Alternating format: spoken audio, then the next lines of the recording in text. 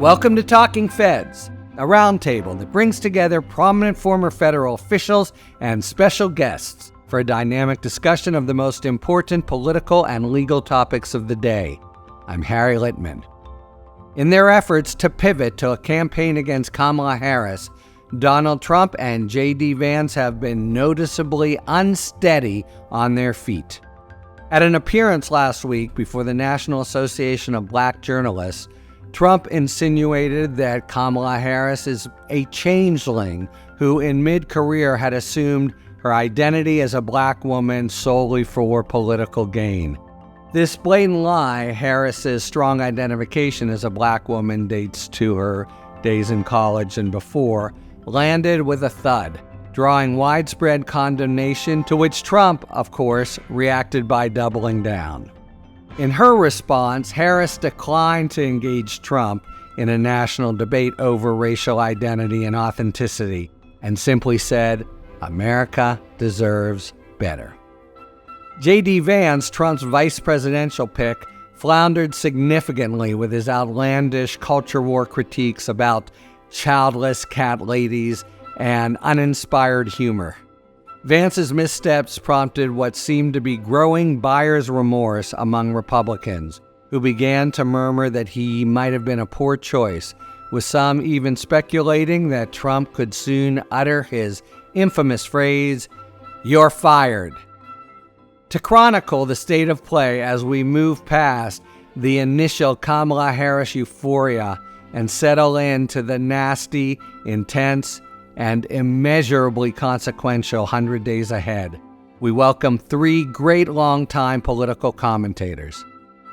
And they are Mara Liasson, a national political correspondent for NPR. Her reports can be heard regularly on NPR's programs Morning Edition and All Things Considered.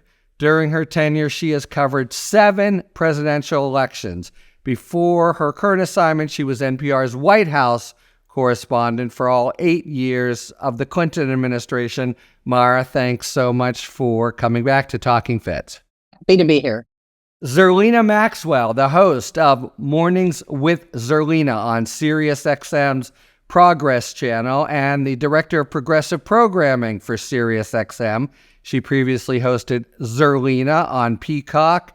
I see a theme here, and was a political analyst for MSNBC. She also directed progressive media for Hillary Clinton's 2016 presidential campaign, and she's a writer for a variety of national media outlets. She's the author of The End of White Politics, How to Heal Our Liberal Divide. Zerlina Maxwell, thanks for being with us on Talking Feds. Thank you so much for having me. I'm excited for this conversation. And Jacob Weisberg, executive chair and co-founder of Pushkin Industries, previously CEO of the Slate Group, co-founder of Panoply, and editor-in-chief of Slate Magazine. He's the author of several books, and he serves as chair of the Committee to Protect Journalists. Jacob, very happy to welcome you back to Talking Feds. Always a pleasure, Harry. Nice to see you all. Let's just jump right in. In interviews last week at the Black Journalist Convention, Donald Trump said, "I didn't know Kamala Harris was black until a number of years ago when she happened to turn black." We could do an entire episode on nothing but this comment, it seems to me. But let's start here, and I'm going to break my normal rule of never, ever trying to psychoanalyze Donald Trump. But was this a blunder or a purposeful appeal to the MAGA base? What was Trump thinking? I think it was purposeful. Whether it was a purposeful appeal to the MAGA base or somehow he thought he could convince black voters to break with her because she wasn't really black, that's really hard to wrap your mind around. But the reason I think it was purposeful is they doubled down on it after he said those things. And I think it was J.D. Vance who said, well, it shows she's a phony. She doesn't know who she is. And that is certainly an attack that's been leveled against her before, ever since 2019, actually, but not racially, just that she didn't know where she stood on various issues. So I think it was purposeful. I agree. It was definitely on purpose. It's because Donald Trump doesn't know any other way to be. I think that they don't like that Vice President Harris has gotten the majority and large share of the media attention the past couple of weeks. and he wanted the attention back on him. Now, I also would say that it was an appeal to the MAGA base, but really what he's doing when he engages in racist attacks on Vice President Harris or any other person, he's signaling to white people. That appearance at NABJ was not about trying to court Black voters. That appearance at NABJ was to signal to white voters in this country that, see, I went to NABJ and look how they treated me. It's okay to vote for me. You're not really a real racist. They're not really giving me a real chance and hearing me out. That was what that appearance was about.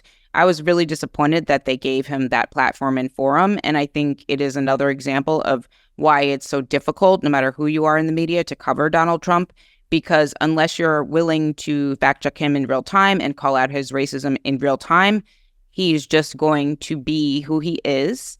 And I think that the racism itself is actually the disqualifying feature more than some of the other things that are disqualifying, in my opinion, about Donald Trump.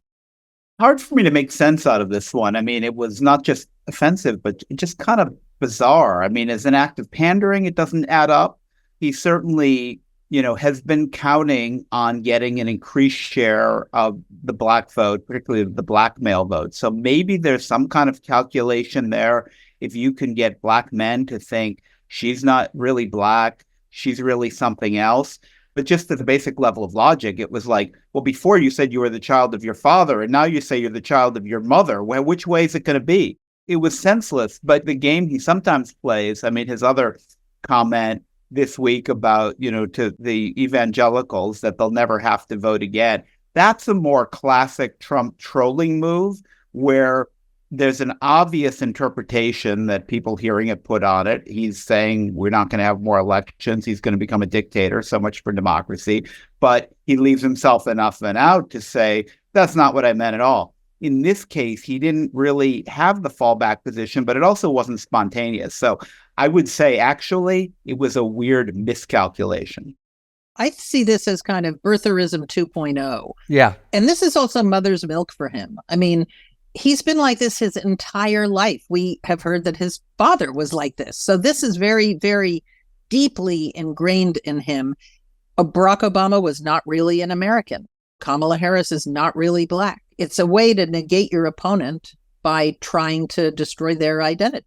And I thought there was another kind of nuance. I was trying, like Jacob, to really try to work through the logic of this. And to Zerlina's point, I think there's a possible, subtle, never want to credit Donald Trump with subtlety, but subtle and pernicious aspect of this having to do with replacement theory, because it's not simply to the base that there are elites and racial minorities who are taking your place, but actually folks out there who are appropriating or assuming identities that are now harming you. I think your point's really well taken also, Zerlina, about he just wants oxygen and airtime, so that translates into outrage.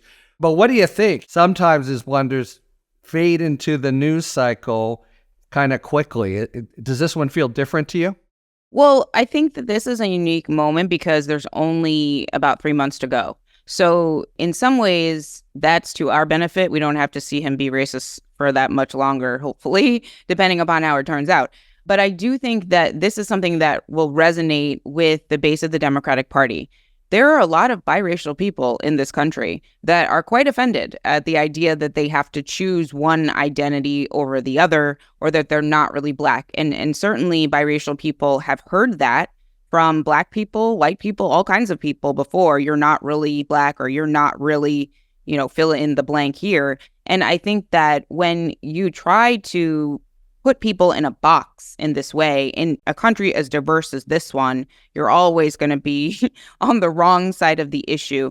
In this case, though, one of the things that's been frustrating me about some of the media coverage of this gaffe, if you would call it that, is the fact that we're focusing on Vice President Harris's response to the racism directed at her, as opposed to talking about Donald Trump's racism, which is something we really avoid talking about. Yes, we call it out. Yes, we're like, wow, that was a racist comment. But we don't talk about whether or not his racism is a disqualifying feature. He is running to be the president of a multiracial democracy. And if you are a racist, which I believe Donald Trump is to his core, is he suited to be the president of a country that does include Black people? And is he somebody that is going to be in power and represent everyone, as opposed to somebody who implements policies that actually harm those communities that he is bigoted towards?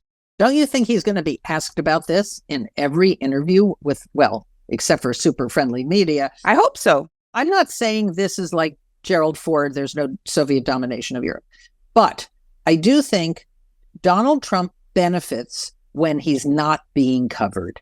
Look what happened when he was banished from Twitter. Yeah, he disappeared, and all of a sudden people had very rosy memories of the Trump years.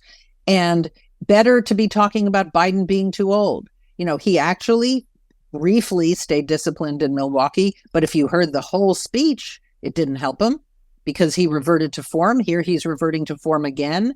And I know he wants the oxygen of the media. He wants to be the main story 24/7, but I actually think it hurts him. It's better when the spotlight is on his opponents.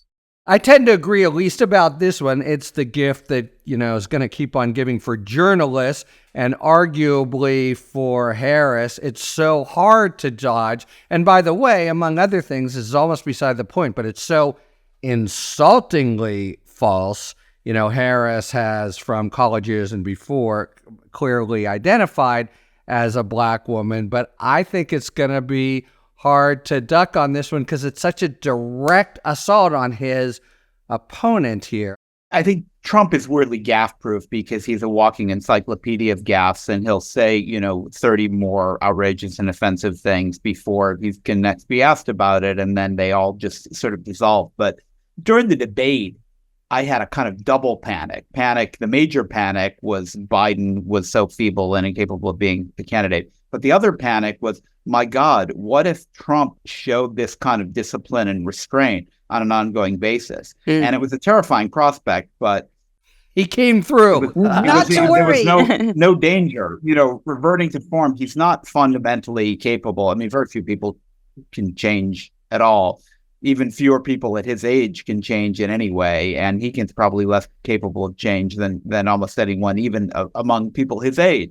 So the possibility that Trump suddenly would start exercising restraint, thinking about the benefits of not saying stuff like this, no danger. And by the way, we're all guffawing, but that's a tangible benefit. Zerlina, back to you. Sounds like you took offense or were at least opposed to the very idea of giving him this forum. Do you want to develop that a little? Yeah, I mean, I am a member of NABJ. I was not in the room, obviously, but I think that the danger in platforming him in this particular way, and NABJ is a specific space. It's almost, not to say it's quote unquote safe space, but it's a space that is supposed to uplift, mentor, and Black journalists are supposed to go there in their shared space. And he comes into that space, and I understand asking him difficult questions, although I didn't really think the questions they asked him were difficult. They're quoting his words back to him. That's not a tough question. People are like, he got tough questions. I'm like, it's not tough. They're literally reading his words back to him. The fact that he can't answer that's maybe the news that was made. But I think that going into that space and not fact-checking in real time, like in the room, not PolitiFact doing it online, but actually in the room calling out the lies that he is telling, right? Because it wasn't just the attack on Vice President Harris's biracial identity. He also was racist towards immigrant people, right? Talking about the border and saying people are coming to take your Black jobs, right? All of his immigration rhetoric is also racist. It's also racist. So I think that everybody jumped on the first part, and then they're so used to hearing Donald Trump demonize people who are fleeing their home countries for safety and dehumanizing them that we gloss over it. And I think that the inability of us to call Donald Trump's lies a lie in real time, in the moment, to his face, that is part of how we got here in the first place. I mean, going back to my time on the Clinton campaign in 2016, one of the things that our bosses always used to talk about in the communication shop is that it is so difficult to run against somebody who lies as much as Donald Trump. And the media is not equipped. The way that we fact check, it is not sufficient because you just let him go. And then after the fact, there might be a write-up or a fact check that no one will read. And yet they heard the lie. And he repeats the lies, and he knows that repeating the lies over and over is effective for him with his particular constituency. Well, I'm going to push back just a little on this. It's kind of part with Mara's plate that I think this will have legs, but also, you heard the lies, and I think it was effective to hear those. Rachel Scott in particular, I thought people were composed. They called out the lies in some part. I'm going to pardon innocent people. These have all been convicted. I take your point, of course, but I thought it was a forum that was kind of useful. Lying is a superpower. Shameless lying is an even bigger superpower. And it's not just that he keeps on lying. And of course, in that debate, he was like a fire hose of lies that Biden was incapable of countering. But also, he has a tremendous media ecosystem to amplify every single thing he says. So we don't know yet if it was an appeal to the MAGA base, if it helped him. We don't know if it hurt him with some of those black men that polls tell us are leaning towards him. We're going to find out. But I can tell you from the reaction of Republicans and from the reaction of his own campaign, this is not what they wanted. Well, I think Zerlina is just pointing to an issue that I think is incredibly interesting and difficult, which is this sort of fundamental problem of journalism in relation to Trump. At the basic level, you feel yourself being manipulated. You don't want to be playing his game. He's always working the media, manipulating it. But you can't deplatform major party nominee for president of the United States. He's a reality, and you can't change that reality by saying, well, we're going to ignore him or we're not going to play his game. And it's really just, I think, a daily question of judgment and proportion to think, how do you do your job as a journalist to cover him, to let people know what he says, and in some cases to give him the opportunity to say things that may be outrageous and terrible, but may hurt him and may help him. At the same time, not letting yourself be a pawn. And I think there was a feeling after 2016 on the part of so many people in the media that we had let ourselves become pawns. We had given him too much uncritical exposure. And so the instinct now is to solve the problem by giving him critical exposure, to let him talk, to cover him, but to call him out for his lies, factual inaccuracies, mistakes, the whole range. It's better, but it's still unsatisfactory. I mean, it's a fair point because again and again, he said things where you say, okay, now the mask is off and everyone will see it. And, that's like 15 different times. So before leaving the meeting with the National Association of Black Journalists, it was a tour de force of like crude and abusive. Zerlina, you tweeted about his new assertion they're killing the baby after birth. There's the J6, I will pardon these people, and it's not nearly as bad as graffiti last week at the White House. Even if we approach in raw political terms, is there reason to fear that anybody will believe this shit who isn't already going to vote for him? Well, I have 2 points. One, the reporting about black men drifting over and voting for Trump, I don't think that's real. Every single election cycle, there are always stories like that. And certainly there are black men who are more conservative. They like his misogyny, to be clear. That's what they're responding to. And in previous elections, not the one against Joe Biden, but he was running against a woman and he's running against a woman now. And so there is that nuance where black men do respond to some of his sexism and misogyny directed towards women that he's running against. And so I do think that there are some black men that respond to that in a positive way, but I don't think there's a significant amount of black men that are going to vote for Donald Trump that wouldn't already. And so I think that reporting is a little bit fishy. But also, I think that the thing that frustrates me about the way that we cover him and the way that we talk about him is the fact that we don't talk about the fact that he never says anything of substance. I've been paying very close attention to him for 9 years. I worked on the campaign, and every day on the campaign, I would read the transcripts of everything he was saying, and I was like, well, he didn't say anything. And I don't understand how we've gotten to a point where he's still incapable of explaining any policy. He doesn't know really the nuance or substance about anything. And yet he's still at this point because some people like what he's saying. And in my opinion, part of his appeal is the fact that he gives permission to his base of support to be racist and sexist openly. That's what he does. He gives them that permission to wear their MAGA hat. And you know what the MAGA hat means when you see it. I know that I need to back away from that person if I see a MAGA hat. I know what they think. I know how they view me as a Black woman. And I think that there's been this discomfort with labeling his supporters, but I've always responded to that. Sure, you don't know what's in everybody's heart, but certainly I know that they don't have racism as a deal breaker on their list of things that are objectionable because they are continuing to support him. So I think it's really difficult to call him out in real time, as I was saying, and call the lies, and point out that he really is never really saying anything of policy substance. I mean, that was one of the things about the debate that was frustrating to watch. Yes, we were all cringing because of President Biden's performance, but I was also very upset at the fact that he wasn't saying anything. And if he did say something, it was a lie. So it's like, how do we get here where you can be, again, in a position to be president of the United States and not know anything about the policies that impact Americans? I'll just add this on that point. I totally agree. I've been reading about the 1860 convention because I was thinking maybe this would be open. But I mean, it was an electorate that really listened to argument and seemed to be swayed by it. The sort of high watermark of this for me at the NABJ was the response to the January 6th stuff, which was just a tour de force of doggerel. Well, what about Minnesota and the limestone and, total evasion and complete nonsense on the page, but also truly offensive failure to answer a very legit and direct question.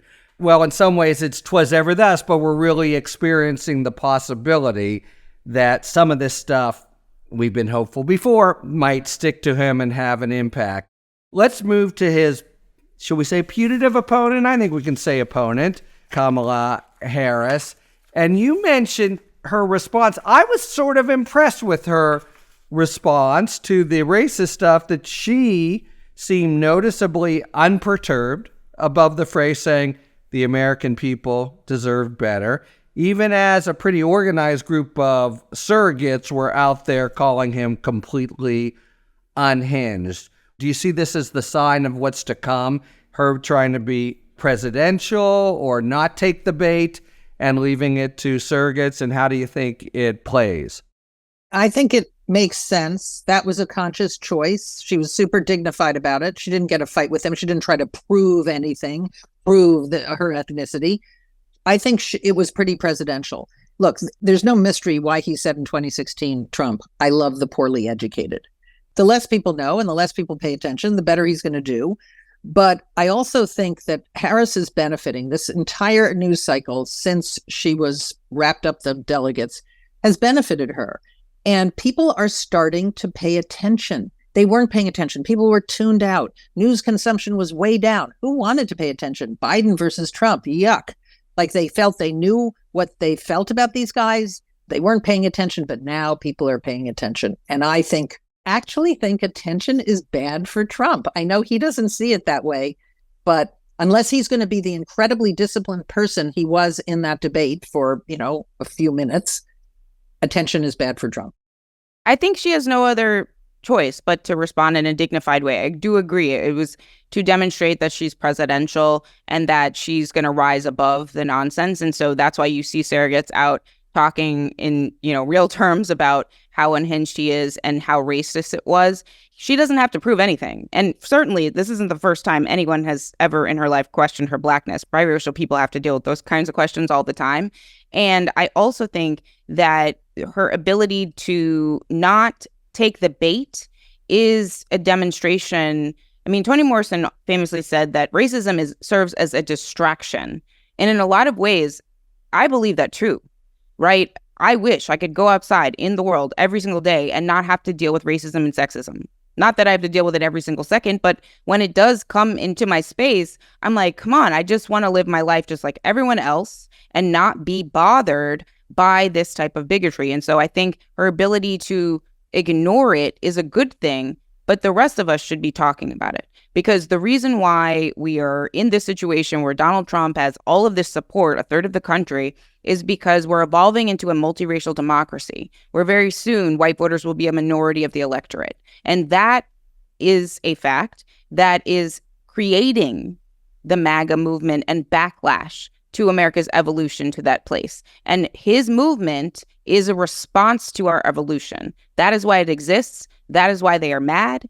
And she is the embodiment of that evolution, that the majority of non-white voters and that coalition of people may start electing people who look like them. Not necessarily, not only non-white people, but more representative of the people who actually live in this country, which is a good thing. And that's why you see the multiracial, multi-generational coalition of support that she's been able to coalesce since taking up the top of the ticket. Yeah, I think Kamala hasn't put a foot wrong since she became the nominee apparent, and partly because she was underestimated, as vice presidents tend to be, but especially so in her case. There was an expectation that she wouldn't be a really strong candidate. And so far, she's kind of a perfect candidate. There's nothing I would say that I wish she'd done differently. However, I think we have to be aware that we are in a honeymoon period. And there is this huge structural factor helping her along, which is the media imperative that the story has to change. We could not tolerate Trump being ahead and then winning. We can have a race in which Trump's behind, he's ahead, he's behind, he's ahead. That's what journalists, and I don't think journalists do this consciously in any way, but we all benefit from a dynamic race that's very exciting. Wait a second. Are you saying he is still really ahead and the media is making it seem like it's a real horse race now? I think there are a lot of incentives to always make it a close race. And we as journalists don't do that consciously, but we're all members of the anti-boring party. Do you think it is really a close race? Oh, I think it's a very close race right now, but I think the dynamic favors it getting even closer and getting to the point where Kamala is the front runner and he's the underdog. And the question is, will it reverse again before then? I think if Nate Silver says it's now 62-38 in the Electoral College, Trump, Harris, it's probably as good a prediction as any. I would predict, based on this sort of structural dynamic that we always have in a presidential campaign, that it will reverse, that we will before long have meta polls that say Harris is now ahead. And will she stay ahead? I don't know. But at that point, and I think we're already at the point where it's so close that it serves the purpose of getting people excited and interested and it being a story, which it's not if one candidate is overwhelmingly favored.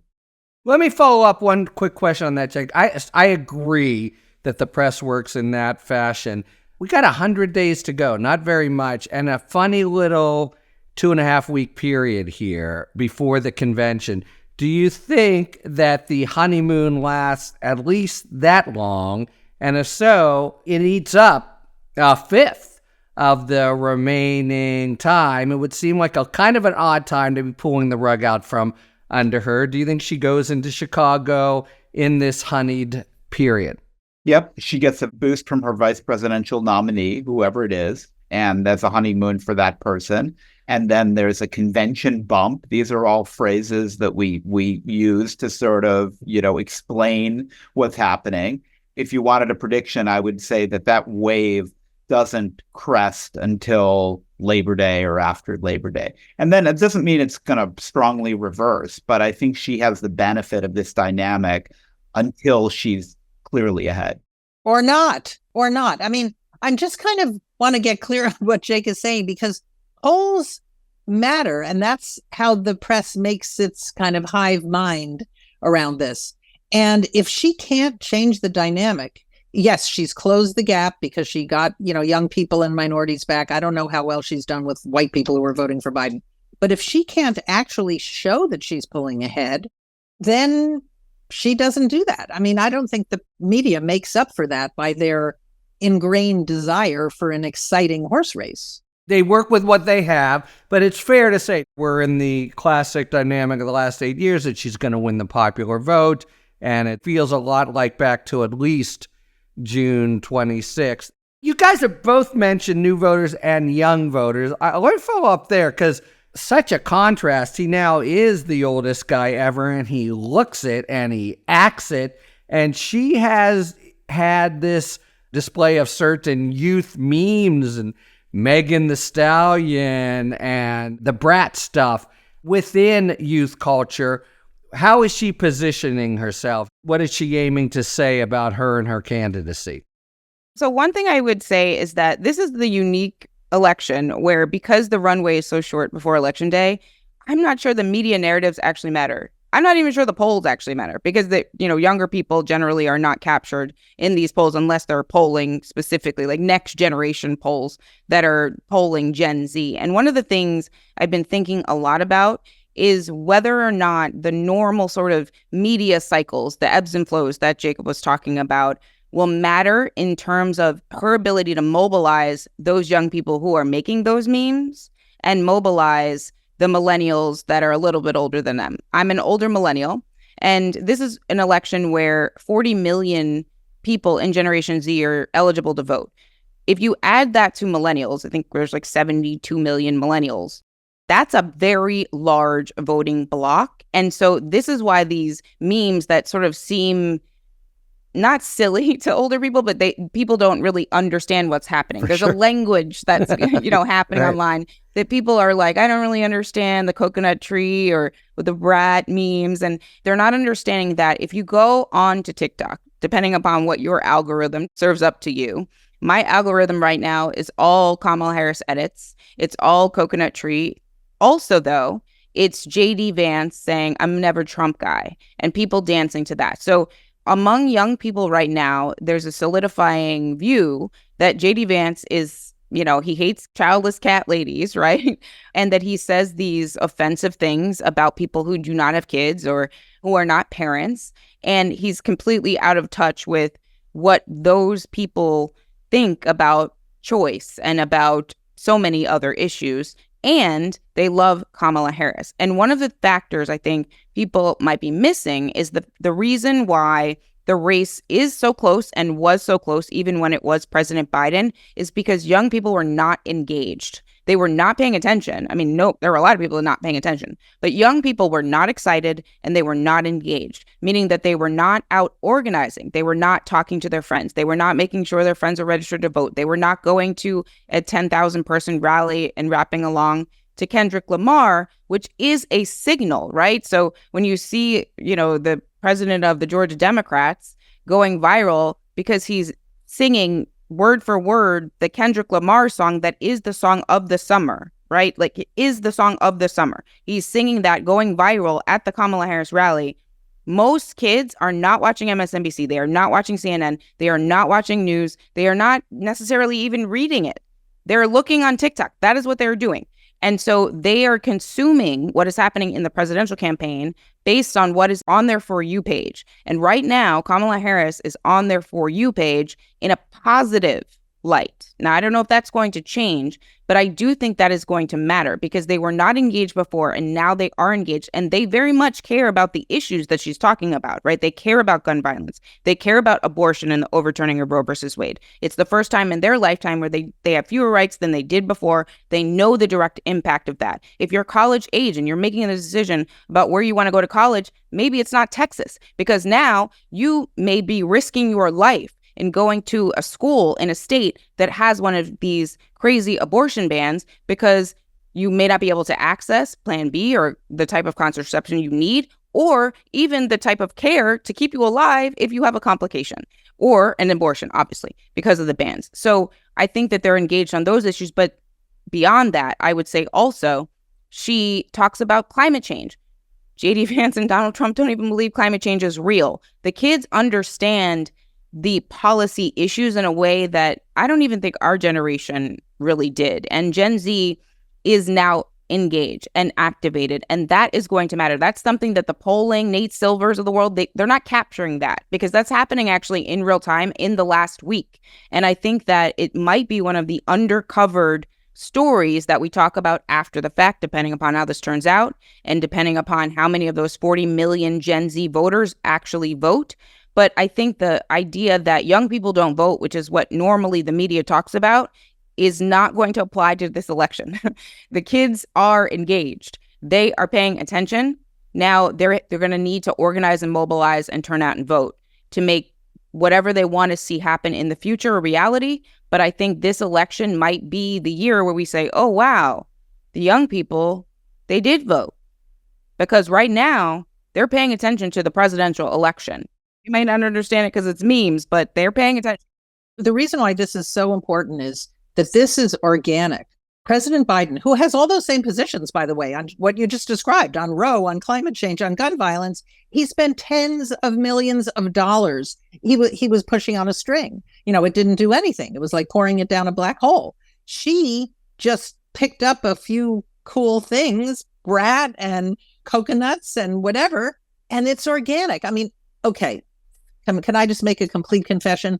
I'm speaking to you from Martha's Vineyard, which is ground zero of the Democratic Party psyche. Right. And these are people, and, I said in my spot the other day, these are a bunch of happy, hopeful, high-rolling Democrats, who are now have gotten up off the fetal position.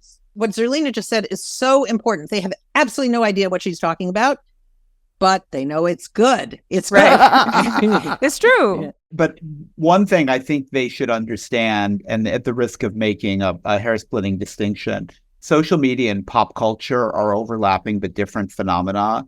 And social media can be very isolating and lends itself to filter bubbles and confirmation bias and reinforcement of what you already think. Popular culture, and music in particular, has this ability to be a more unifying force. Taylor Swift has fans on the left and the right. And Taylor Swift, and she's not alone, has the ability probably to convince the small number of people at the margin whose vote is not decided to move in one direction. And I think also the ability to get people motivated. Now, social media also plays that for us. I mean, all these memes going around, even if they don't convince anybody, they're helpful for generating enthusiasm and excitement and a sense of momentum. But these things have a very complex relationship. Now, J.D. Vance is clearly very good at social media. Trump is good at social media in a slightly different, an older person way. But I don't think either of them are good at popular culture. Well, except for it's the Hulk Hogan part of popular culture. No, that point to who's Hulk Hogan? He's not a relevant figure. He's not a relevant figure. He's someone young people don't even, if they even recognize, they don't care about it. But they do care. But Kamala has enough of a finger on the pulse that she gets pop culture figures around her who are cool. And that cool rubs off on her. Well, they got 170,000 volunteers. Right. I mean, that's making the leap from what Zerlina was talking about to real organizing and getting people to the polls. And the other thing is that vote.org, I looked the 2 days after he dropped out, they reported 38,000 new registrants, all in that Gen Z age demographic. And that was more than when Taylor Swift posted on her Instagram that folks should register to vote. So I think that the memes, they're definitely something that you have to sort of know if you know, right? If you know, you know. But I think that it's translating into folks signing up to vote, right? Which is the point. And it's organic. I think that that's a really important point, is that I worked in a comm shop, in a digital shop, where in 2016, you're trying to make these things happen, whereas the campaign isn't organizing the call of 44,000 Black women or 50,000 Black men or 200,000 white women. It's people who are just deciding to do this for themselves and making sure that they're organizing and mobilizing, because that's really what this is going to come down to. I mean, my first job in politics was as a field organizer, and I can tell you that as much as we did pay attention to the polling in Virginia in 2008, and it went up and down, and you'd feel really dejected on a day where you didn't get a good poll, I just told myself every day I'm going to go and knock on more of these doors, and I'm going to make sure that we're turning out our base of support, which is what this election is going to come down to. And don't get too mad at me, Zerlina, but you were on the exact opposite side of this cool divide in 2016. And look, it's this incredible industry and people pay millions of dollars on it, and it might be something. But there's just this thing in America or everywhere from junior high. You want to be with the cool kids. And she is a cool kid now for whatever it's worth. And I think it is worth a lot. All right, before leaving, I just one more question about positioning and rhetoric. Seems to me the Democrats are trying out a new strategy, maybe in reaction to all the frustration at trying to go at substance, whatever. And I'm of two minds about it. I wonder what you think. The new meme they're trotting out on Donald Trump, they're so weird. So, right, the governor of Minnesota, oh, weird. And, back to a cool kid dynamic. That's very dismissive, but of course, it's also very condescending. What do you think about this brand? Does it sort of work against the Teflon King? Yeah, it's a more relatable way to say he's an extremist. That's what I think. It also doesn't seem like you're really being mean or vicious. You're just saying what he's like. And he is weird. And, that's also, by the way, what his supporters like about him, that he's completely different and he doesn't seem like a regular politician. But I think it's a relatable way of saying he's too extreme. I don't like it, and I'm not sure why I don't like it. Maybe it's because it's so non-substantive. I mean, often if I hear someone called weird, my instinct is to say, well, it takes all kinds, and why is there, one way to be? It's not a defense of Trump, but at some level, I don't respond well to hearing anybody called weird. But I also think it goes to a point Zerlina made earlier about the lack of substance in Trump's campaign. You've got to counter that at the rhetorical level, and you have to push back. And I thought Kamala's, I'm a prosecutor, he's a predator, I'm good with that. But I would like to hear her and the party responding to his lack of substance and his crazy agenda. I mean, call it weird, call it crazy, call it extreme, but policies that are indefensible and some of which are actually absurd, with policies that are sensible, substantive, and mainstream centrist. I think that's how you win the election.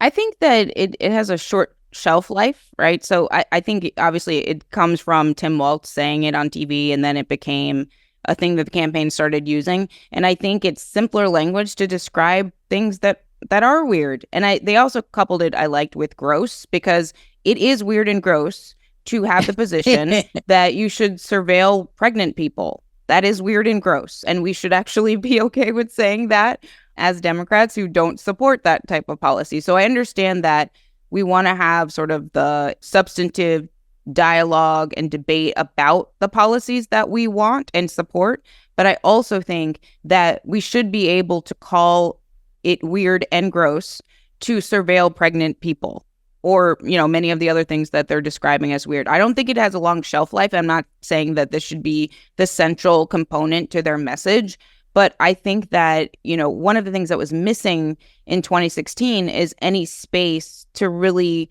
call out Donald Trump in a simpler, more succinct way.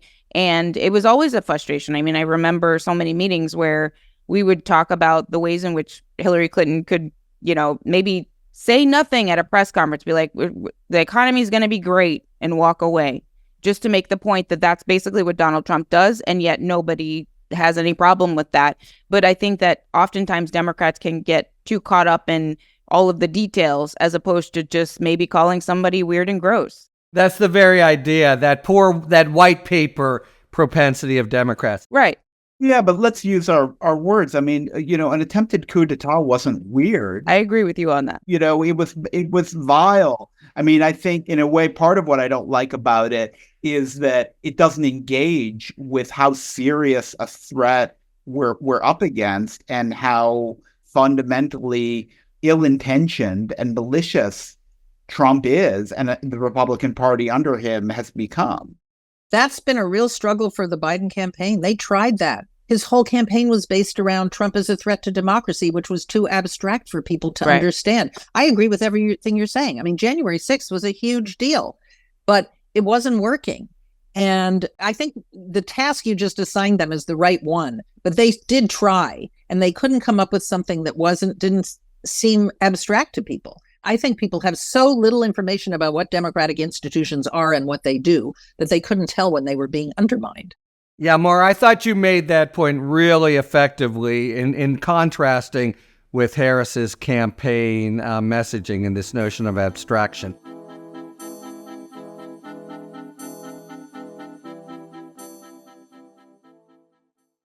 All right, it is now time for a spirited debate brought to you by our sponsor, Total Wine and More. Each episode, you'll be hearing an expert talk about the pros and cons of a particular issue in the world of wine, spirit, and beverages. Thanks, Harry. In today's spirited debate, we start with two of our absolute favorite things, dessert and wine, and combine them into one delicious topic, dessert wines. What are they exactly, and how are they made? Grab a fork and a glass, and let's dig into this sweet subject matter. Dessert wines are just as you'd hope they be, sweet wines that are typically served after a meal. Sometimes they're served with a dessert, and sometimes they're served as dessert. And then there are those times in between. The smoothness and lack of acidity make for a pleasant and easygoing taste that pairs perfectly with relaxation.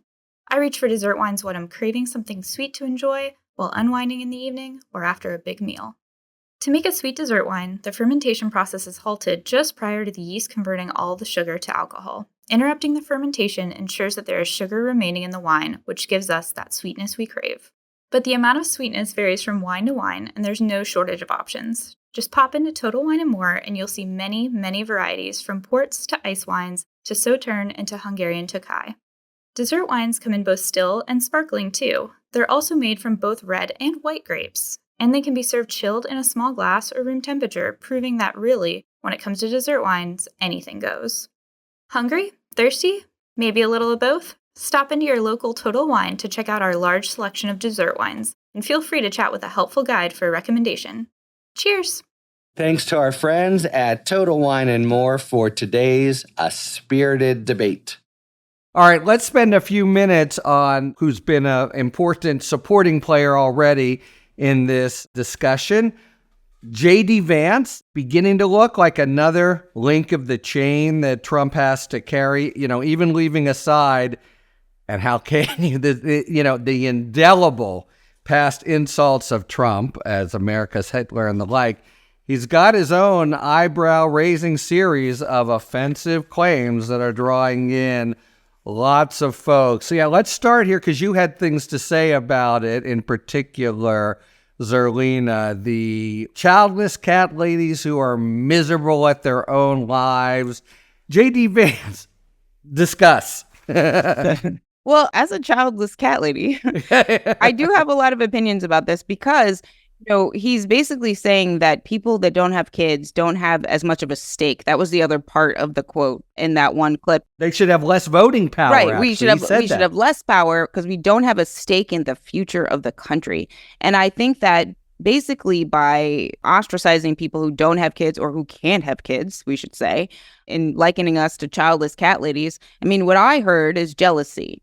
Jealousy because we have freedom. We don't have to be pinned down by a man like J.D. Vance, who does not view us as equal human beings and equally deserving of the same rights that he has. But I also think that he clearly believes this because there are several clips of him, not just the childless cat ladies clip, of him demeaning people who do not have kids. And I think that the way in which he's dividing parents from people who are not parents is actually a sign that he doesn't want us to talk about the fact that he is on a ticket and in a party that doesn't actually have any policy positions to help parents. So if he wanted to help parents, he would support policies that would bring about affordable childcare or paid family leave or perhaps extend the child tax credit, none of which he is actually in support of.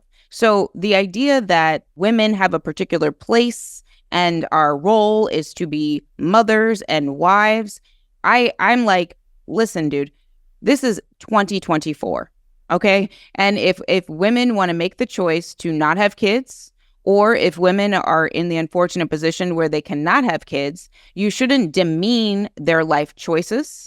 Or even in Vice President's case, she's a stepmother, right? I love her stepchildren's response, actually. She's like, she's the mom to two cuties. I thought that was great. But I would also say that he's 39 years old, but he sounds like he's 89 years old. Because he sounds like he's talking about women in a 1950s mindset where we only have one role to play in this society. And I reject that. And I would also say that just because you don't have kids doesn't mean you won't have kids in the future at some point. And I may be childless and have a cat now, but don't take away my right to have just as much of a say in this country as somebody else just because I haven't had kids yet. And if I have the freedom, don't be mad at me. He just sounds like somebody who's made his choices and is trying to convince himself that he's happy with his choices. And he's labeling all of us. I mean, he attacked feminists in another clip I saw, millennial feminists, which I specifically am one, millennial feminist writers, I am one. I think that he's upset that there are so many people out there, and there's a lot of women who are choosing not to have kids and not to be partnered or married, and they are living their best lives. They are free. This is the first generation where women are really able to make a different choice, right? I think about my mother. She got married at 25 years old to my father, and she wasn't able to make some of the choices that I've been able to make because I have the freedom of not having kids at such a young age. And I can make an informed choice now or later to have them and be able to afford them as well, because I'll have more money. And also, he doesn't even support policies that would help parents at all anyway. Do we know if J.D. Vance has been asked if Tim Scott has less of a stake in the country? No, but that would be a good question for him. I mean, Mara, you said that some Republicans are saying that maybe he wasn't vetted well enough. The pick was made to energize the MAGA base, but not to expand the coalition. Do you have a sense about the prevailing sentiment at this point within the GOP about Vance? Well, I think first of all, there were a lot of Republicans who would have liked someone else, and they made their views very well known, Rupert Murdoch, et cetera. To say that he wasn't vetted, he hasn't been around for very long. Vetting him was probably one of the easiest jobs anybody could do. They certainly would be able to be aware of something he said in 2021. That was only 3 years ago. But I think he was chosen. He was chosen to double down on the brand. And he was chosen because he was kind of the avatar of the MAGA movement. And at that point, don't forget, Donald Trump thought he had this election in the bag. And I think that this choice wasn't just a choice of overconfidence, although that was part of it. I also think that when you're a minority party, which is what the GOP is now, you can win with 46% of the vote. Certainly you can win, and you have won, with less votes than your opponent. There's no incentive to reach out to the middle. There's no incentive to do anything but fire up your base to kind of white-hot energy, which I think Trump succeeded at doing. And picking Vance was part of that. I think if you take that comment and you put it together with some other things, Vance's no exceptions view of abortion, his opposition to IVF, his conversion to Catholicism in 2019, I think what you start to get is a picture of someone who is, well, a colloquial way of putting it would be literally more Catholic than the Pope, but I think has someone who has developed what I believe political philosophers call an integralist view, which is essentially the world should be governed by natural law that is Catholic Church doctrine. And in that way, it becomes very, very disturbing and not just a dumb statement somebody might say when they, had too many beers, but actually an expression of a viewpoint that the role of women is to bear children, and that women who can't bear children don't have the same place in society, the kind of society he envisioned. So I think there's actually more there rather than less there than meets the eye. And it's something that we don't really want to plumb, in part because it might sound anti-Catholic. I don't mean that to sound anti-Catholic at all, but I think there's an extreme Catholic political view that he's tapping into and that we're hearing little bits and pieces of that adds up to a kind of totalitarianism. I think it's a great point. He comes across as sort of snarky, but I mean, if you parse it just a little, his views are breathtakingly extreme, breathtakingly exclusionary. Will they prove to be unpopular or have an impact because nobody really cares about vice presidents?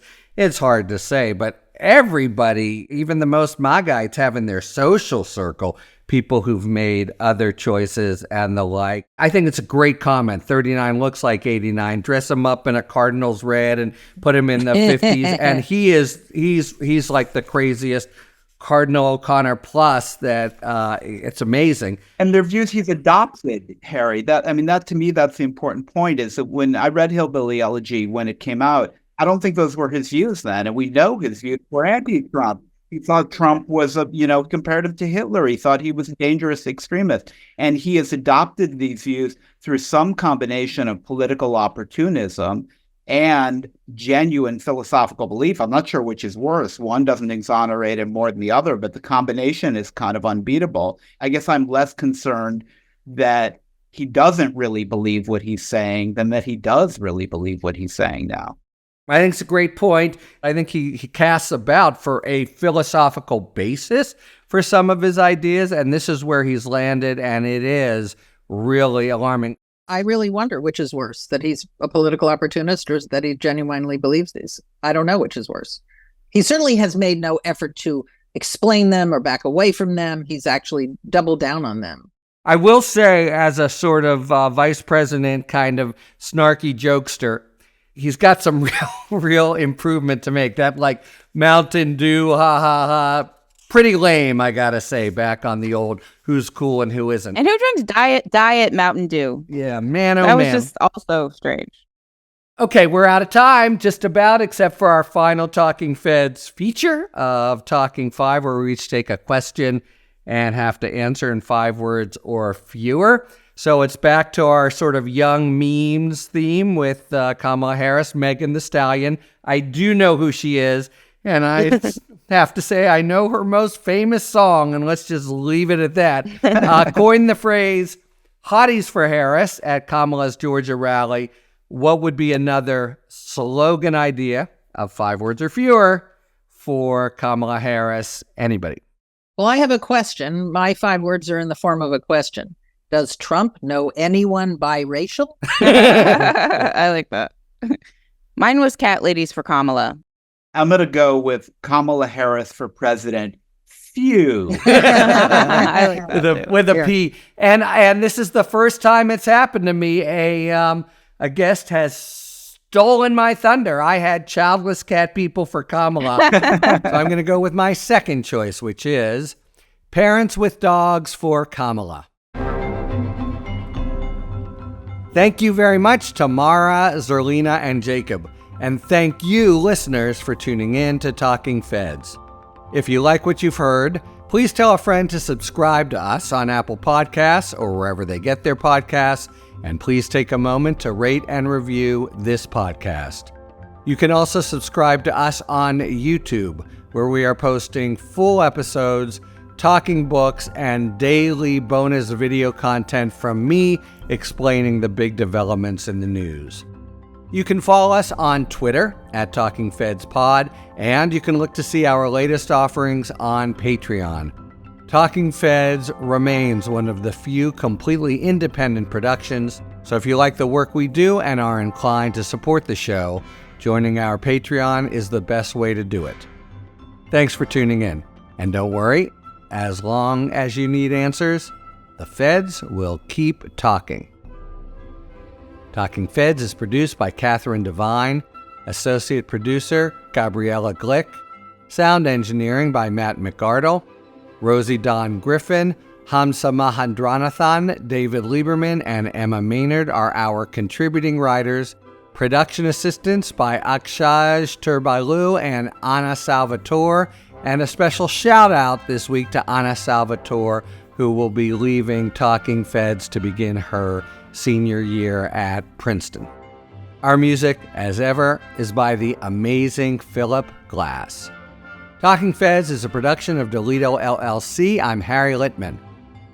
Talk to you later.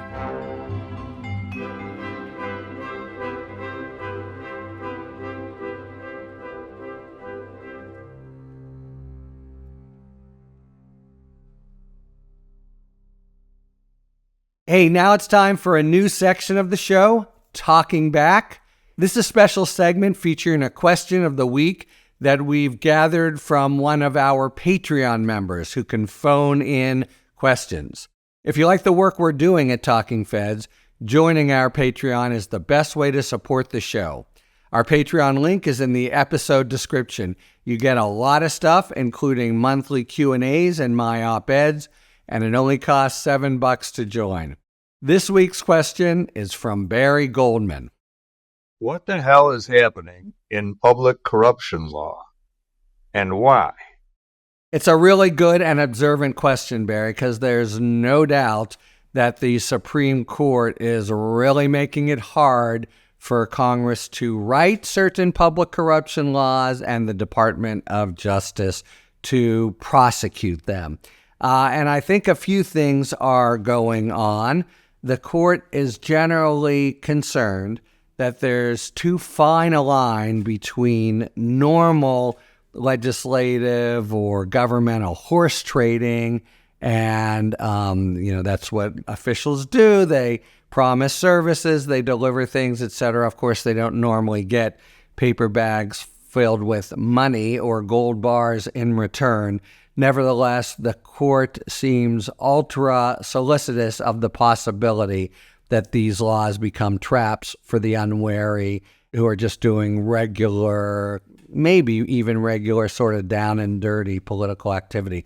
There's also a kind of connection to their concern about federalism because, they've got sympathy for the kind of local state official, the clerk of courts or the county commissioner who can be charged under these federal laws. And I think, as not to get too highfalutin here, but as good Jeffersonian Republicans, they think that, we ought to let government alone and not impose our big federal solutions on them, etc.